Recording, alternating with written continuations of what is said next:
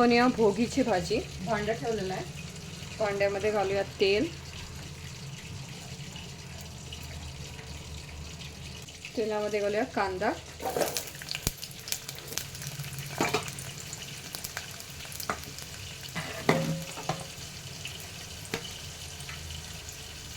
मी भोगीची भाजी करण्यासाठी बटाटा घेतलेला आहे.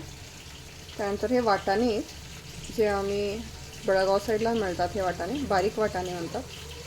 त्यानंतर ही लाल आणि पांढरे शेंगा आहेत आणि इकडं हे आवऱ्याची डाळ.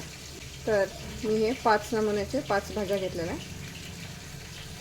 त्यात मी कांदा घातलेला आहे. कांदा परतून देत.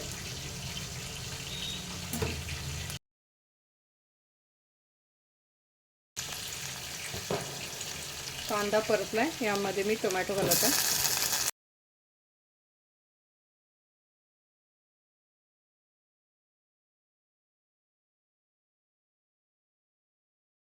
हळद, तिखट मसाला, चवीप्रमाणे मीठ. आता मी यामध्ये सगळं घालणार आहे. भाजी घातलेली आहे. आता मिक्स करूया.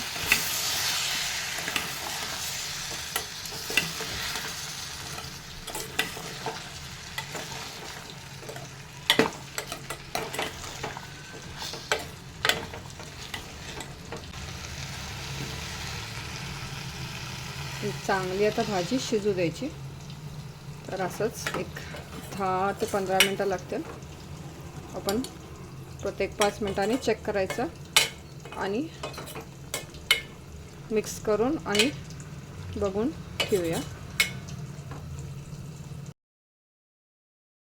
तर इथं तयार आहे आपली भोगीचे ताट.